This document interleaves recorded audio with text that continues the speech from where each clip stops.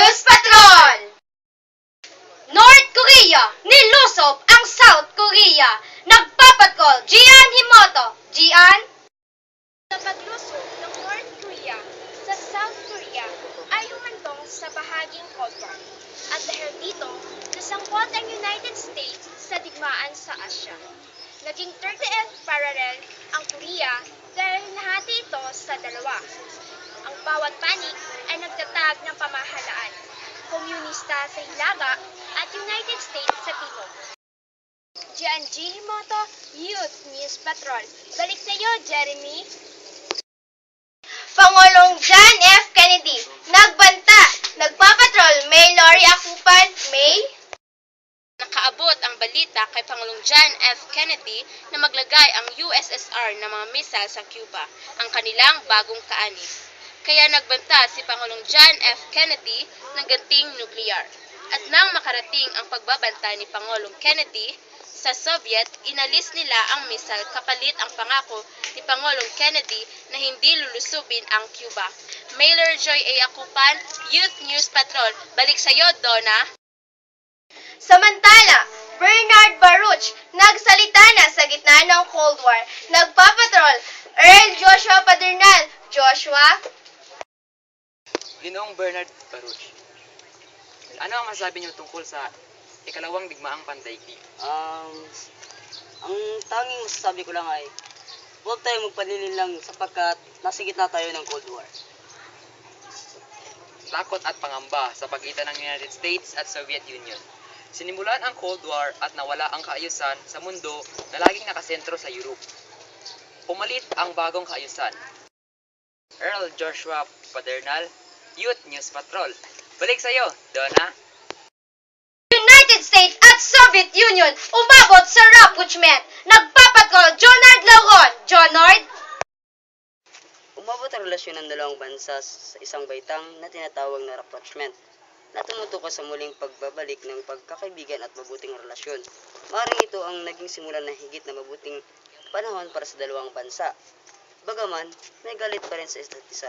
Sinikat ng United States at Soviet Union na magkaroon ng magandang relasyon. Nung una, kapag may suliranin, panakot nila ang kanilang mga sandata at nagkaroon ng komprontasyon.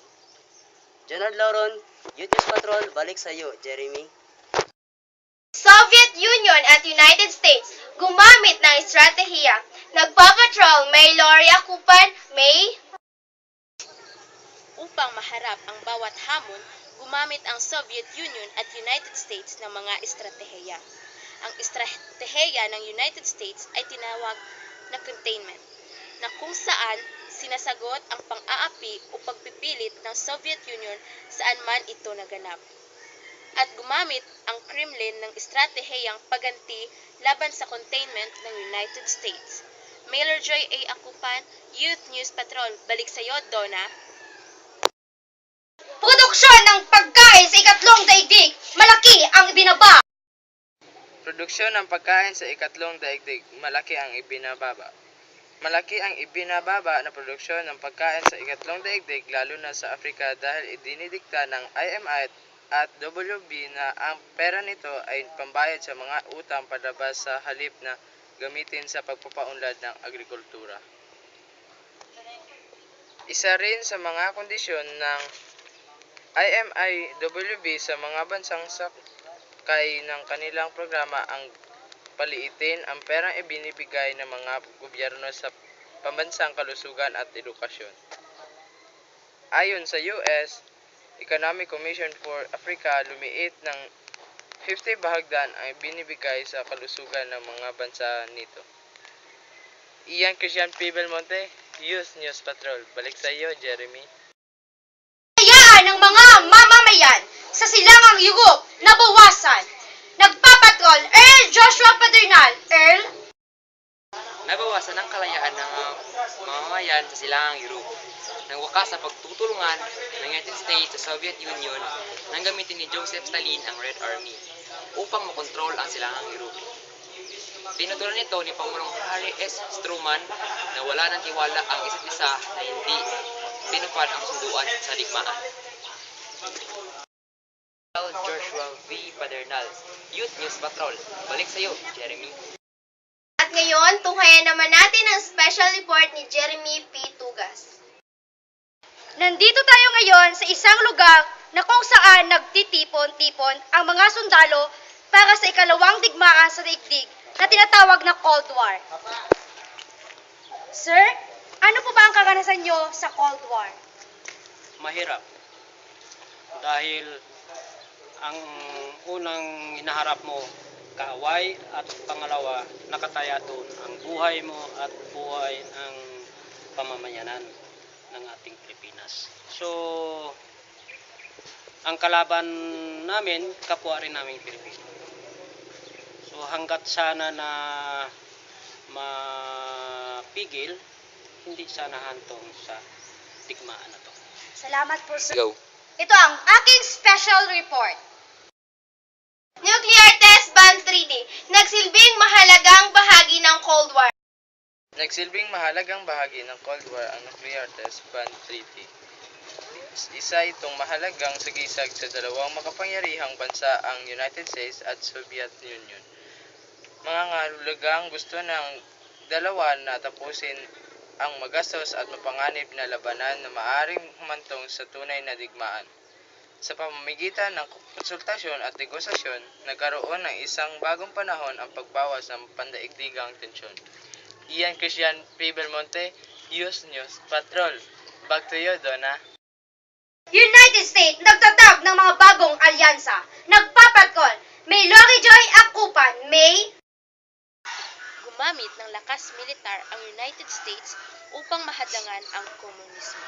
Nagtatag ito ng mga bagong alyansa tulad ng Southeast Asian Treaty Organization or SEATO at sa gitnang silangan ang Central Treaty Organization or CENTO at nagbigay tulong pangkabuhayan at militar sa anumang bansa na sa panganib ng paglusob ng pwersang komunismo.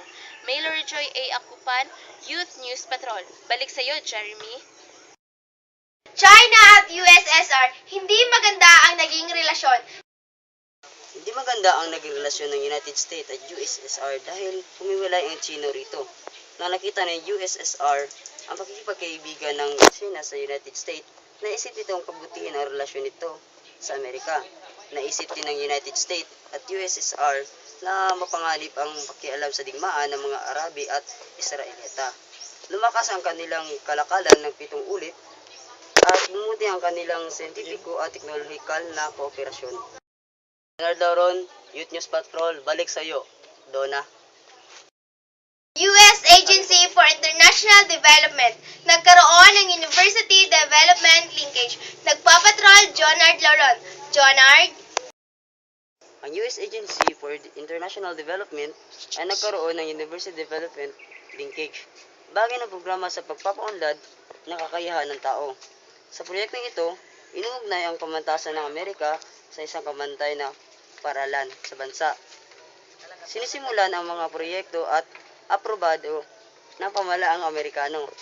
May taon ng pondong galing sa USAID ang bawat linkage sa halagang $100,000.